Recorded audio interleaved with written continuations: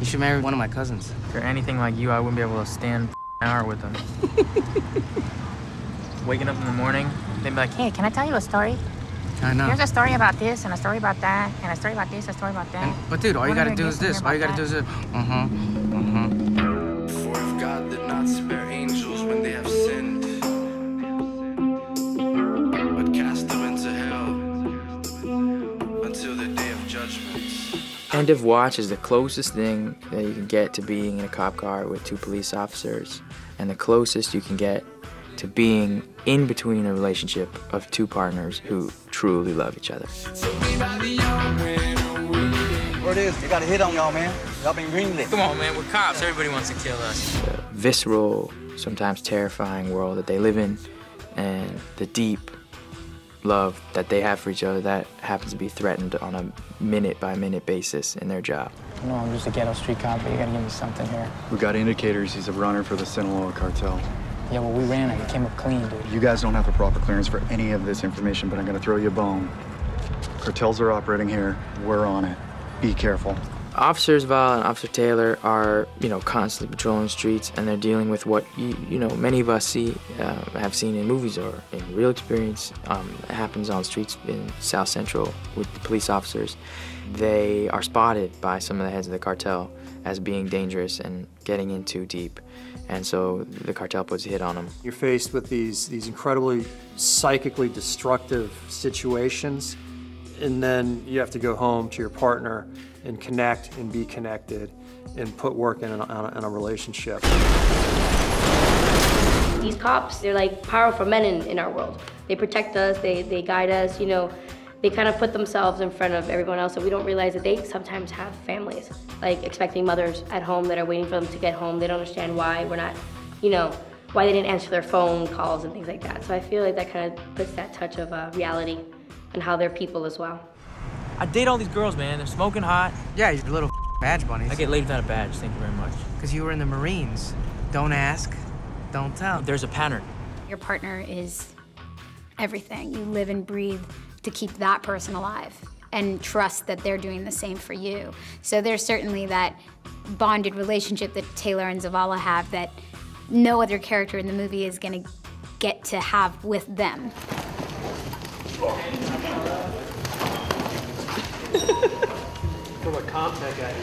They got away from me because I'm very controlling as a director. I want to control this process, and the next thing I knew, these guys were so bonded that I couldn't interfere with that anymore. I became an observer as opposed to an active agent helping this to happen, and that's when I knew, like, okay, we're good to go. This is going to work. I've been in a couple of these scenes where they kind of get a little drunk and kind of profess their love for one another, which is so great. Because it really feels like that's one of those moments where the line between reality and the movie gets blurred, because I'm not sure if it's, Taylor and Zavala or if it's Jake and Michael talking. An airship. We're also gonna need SWAT. Code 6, I'm gonna need an airship for my... He's got dust on his nipples. He's one of the most amazing senses of comic timing of anybody that I've ever met, including comedians. Michael's a bit slicker. He's got a bit more of a sense of humor, a bit more of a silliness to him. And I think Jake is much more sincere. And I think that makes an interesting partnership. Gang unit says they'll get to him, they're too busy or something, and Narco's not interested because we didn't find dope. Yeah, but you're not a detective. You're not a fireman. You. Follow me into the house, dude. I said you're not a detective. I want to be a detective. You want to be. Follow me to the house, dude. To be honest with you, he's a little bit of an underrated actor. That's just me. I've seen a lot of his stuff, and I think he has really good moments, and his script analysis is pretty damn good. And then I started to think, I was like, wait a minute, he's been nominated. he's gonna be doing all right.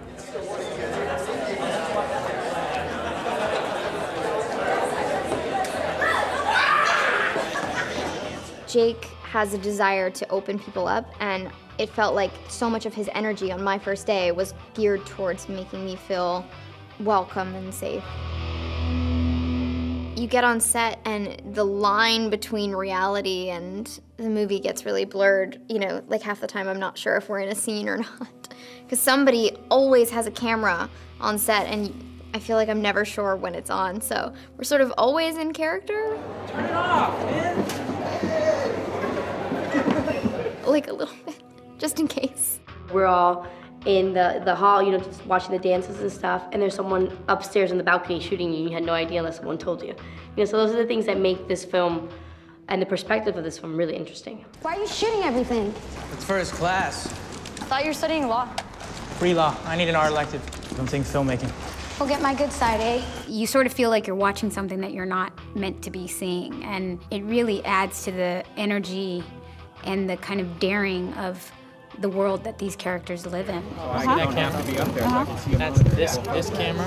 Is this.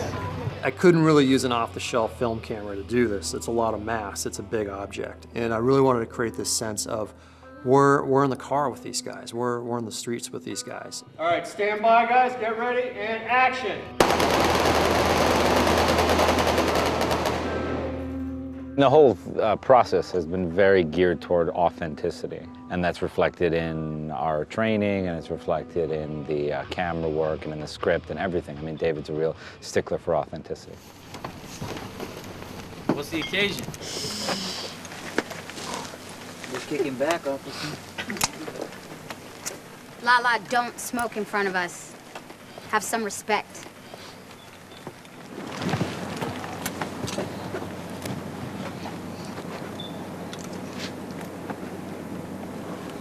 Once you take a hit, it'll chill you out. You can put it out or you can leave here in cuffs, your choice. What struck me about the script was I really felt how much this writer loved each and every character that he wrote. And that every role, big, small, one line, no lines, like, mattered to him, and he really loved them. I want to start kind of bananaing around people and kind of like get a little more live with it. I went back to what I know. I went back to something I'm comfortable with. Went back to a world I know. And I'm more mature as a writer, have a lot more scripts under my belt than when I wrote Training Day. So I was able to take all the skills I've learned over the years and really sink it into a new script and do something really novel and really new in telling a very traditional, strongly structured story. It's full of action and it's full of suspense and it's really terrifying a lot of times and really thrilling and full of all the things that you want from a movie, most definitely. But what I really hope they take away from it is how much love these guys have for each other.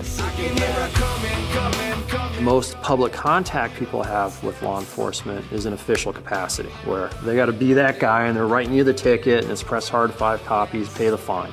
That's not who they are. Behind the badge is a heart. Behind the badge are some really cool people. And that's what I want the audience to take away, is I want them to see the heart behind the badge. Look at me. Okay. On 3, dude. You're gonna empty your mag and run. Okay. You ready? Okay. 1, 2, 3.